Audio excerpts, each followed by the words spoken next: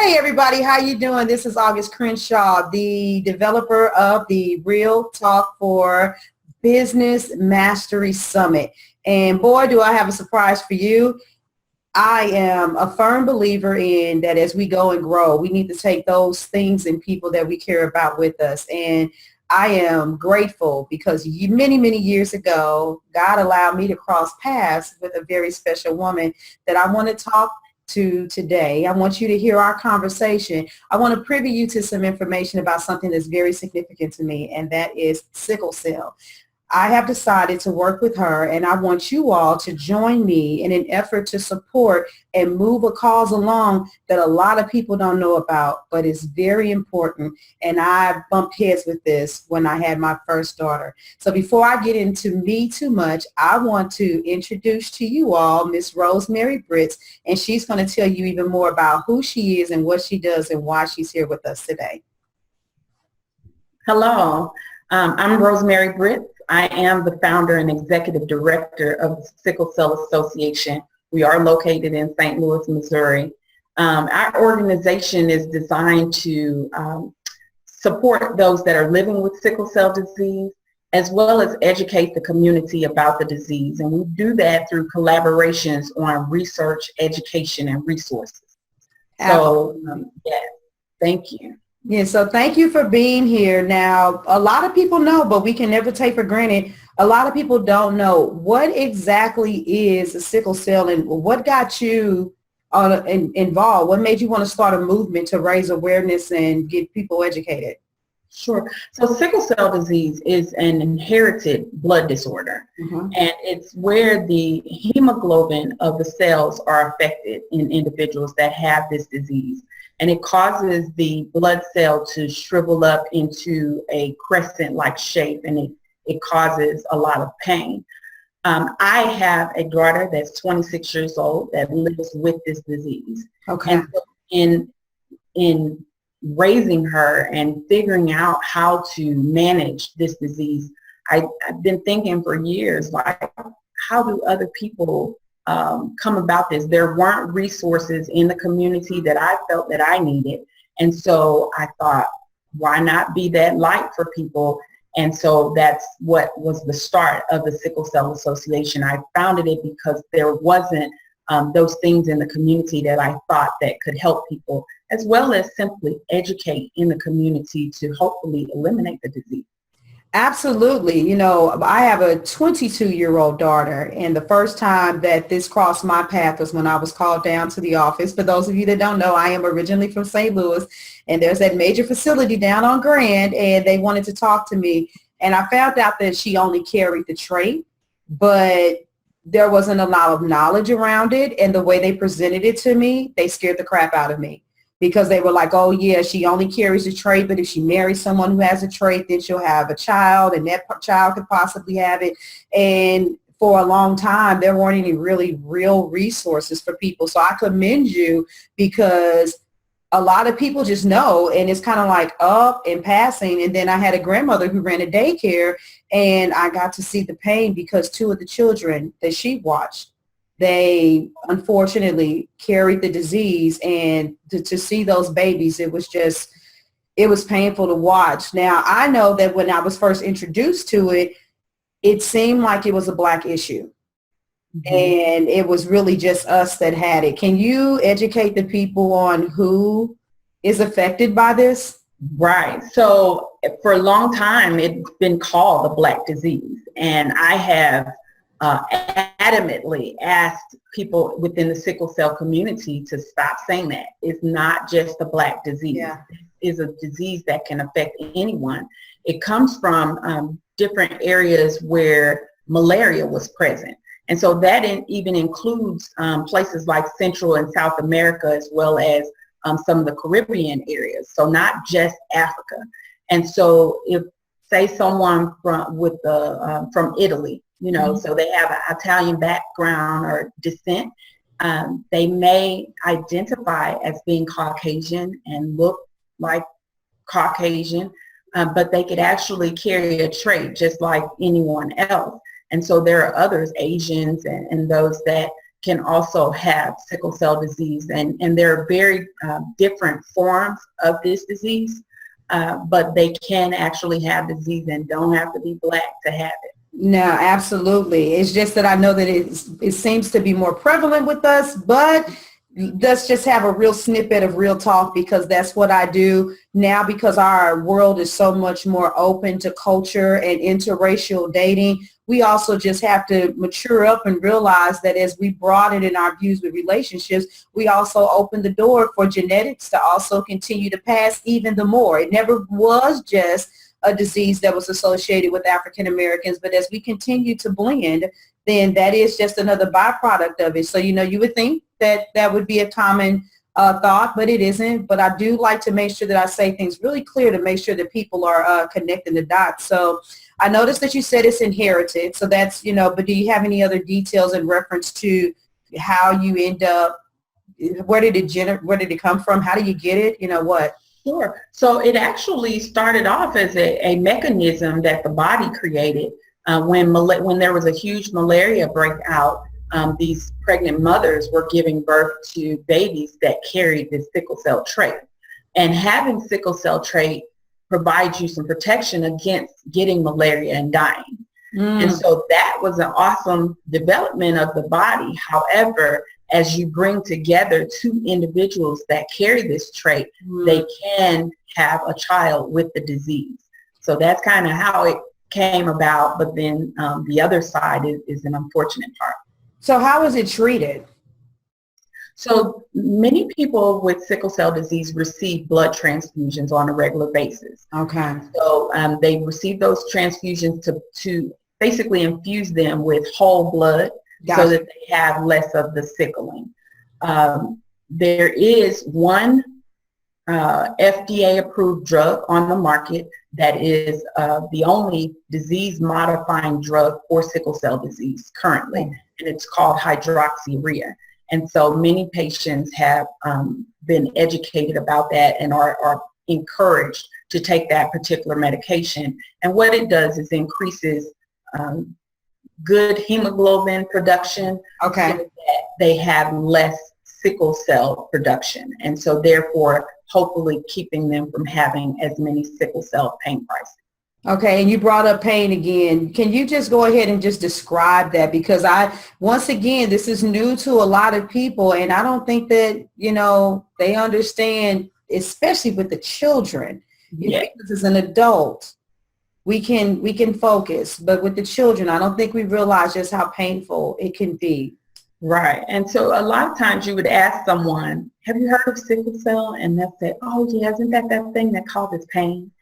And so, pain is how you interpret pain. Exactly. But, and so when you just say pain, you're thinking of a toothache, maybe even hitting your pinky toe on the corner of the wall in the middle of the night. That's pain. But when you see a child or individual in a true pain crisis, it's excruciating to just watch, let alone live it. So I've had people to explain it as having broken glass running through their veins, or even being stuck with needles. And so there was even one parent that was driving her child to the hospital, and when she got there, and the nurse said, well, on a scale of 0 to 10, what is your pain level? And the child responded, if I could have reached the door, I would have jumped out on the highway. And so that kind of helped that mother to understand this isn't just any pain. And so the way that my daughter described it, we go out a lot of times and talk to different groups, and she asked them to close their eyes for a moment. She said, now I want you to walk in my shoes just for a moment. She said, you know that Charlie horse, everyone's had a Charlie horse at some point. And so you've gotten this really bad Charlie horse. You try to rub it, you try to walk it out, and it just won't go anywhere. She said, now I want you to multiply that times 10. So now you imagine this pain, this throbbing of the Charlie horse. Wow. Now she's taken a bat and she's put nails in it with the pointy end sticking out. Now every time your heart beats, you feel the pulsing of that blood and the pressure of that blood trying to get through. She slams this bat into one specific area over and over again. Wow. So you're feeling the pain of this Charlie horse, the throbbing of the blood trying to push through this area, and then this pointy painful pressure being slammed against you repeatedly, over and over. You can't walk it out. You can't rub it out. It's just not going anywhere. And so that's how she describes it, to try to help someone that doesn't live with the disease kind of understand, with something they can relate to. That to me is serious pain. And Yeah. and often they have to take, even for children, the parents usually have things like morphine on it. You would hope that you could start out with something like Tylenol or ibuprofen, but typically, even with the smaller children, parents have to keep morphine on hand. And these pain crises can go anywhere from hours to days. And so you just have to try to move through it. And we use different things. You try to use a warm bath, some warm compresses, things like that. Maybe even massage if they allow you to touch them. I was in the hospital one day and a young lady kept throwing off her sheets and everything and trying to get her undressed. What is going on with her? And she's crying and screaming. And my daughter explained, Mom, she's in a pain crisis. Like, that's how it is. Sometimes you don't even want the sheet on you. Yeah, you don't want So that to me is serious pain. Whoa. So living with it firsthand, I know that that's what's giving you the passion, to do what you do, and having the compassion for other people so that they can get the help that they need as well. I know that that's basically the core fundamental behind what you do, but can you kind of talk to the people and educate them about what the Sickle Cell Association does? Because I really want people to understand what you do, because I want them to help you. Sure. So as I stated, our mission is to support the sickle cell community while working to eliminate the disease through collaboration on research, education, and resources. We provide monthly support group meetings to individuals that are living with the disease. We also encourage the caregivers to participate in the support groups as well. And we also open this up to just the community at large that want to understand more about how individuals live with sickle cell disease, how they cope. And that's important because when you go into the hospital, sometimes a person in a severe pain crisis can be screaming, hollering, maybe even cussing. And so it's up to the nurse and doctors to take care of the individual, and they almost can't see them as a real person, like you're screaming and cussing. And so we invite them to come out to participate so that they can see them in a normal, in their norm, calm environment, so that when they're trying to treat them through this, they can see them still as a regular person, like, oh yeah, I've met individuals like that, and I know that this is just part of this disease and what they deal with. So we also go out in the community and participate in things like health fairs. We go to churches and schools and do education because we want people to understand that if two individuals have sickle cell trait and they come together to have a child, they have a 25% chance of having a child with the disease. They have 50% chance of the child having sickle cell trait, and then a 25% chance of the child having normal blood. This is for every single pregnancy. You don't just have one child with sickle cell and say, okay, well, I can have 3 more before I have a child with the disease. Like this for every single pregnancy. And so that's an important point to put out there. So we do a lot of presentations and education like that in the community. We also offer counseling in our office for individuals that may have found out that they have sickle cell trait and they're wanting to know, well, what does this fully mean? And so we can sit down with them and go through that, as well as those that have disease. So those are some of the things that we do. We also encourage people to go out and donate blood and things like that. Gotcha. That's a lot. That is a lot. I know that financial donations, that's something that's always going to be important. What other ways can the public support you beyond just a financial donation? Sure. So as I stated, the blood transfusions that individuals receive, if you were to be in an accident and had to go to the hospital, they're going to find out what your blood type is. They're going to go in the blood bank and grab that blood and give it to you, and you'd be fine. Someone that receives ongoing blood transfusions, like those with sickle cell, it's better for them to receive blood from someone that's like them. So it's important that we donate blood, especially more African Americans, so that there is blood available for these individuals. And so we try to match the blood from someone that's more like them. And so if you have a rare blood type, any of that, those blood donations are very important. So we try to encourage individuals to donate blood. Also, bone marrow transplant right now is considered to be the cure for sickle cell. Okay. And the reason I say it that way is because you can't just walk into the pharmacy and say, hey, I have sickle cell, I want this cure. Right. And so it's quite difficult to try to match and get the bone marrow transplant for someone with sickle cell. Also, it being a risky procedure, it's not just something, they do every day. They're still working on that process. Right. But in order to help, you can join the bone marrow registry. So go to beatamatch.com and join a bone marrow registry so that you can potentially be a donor for someone that's looking for that. You convicted me. Just volunteer. Yeah, you just convicted me a little bit because you said a few key words, and that was rare blood type.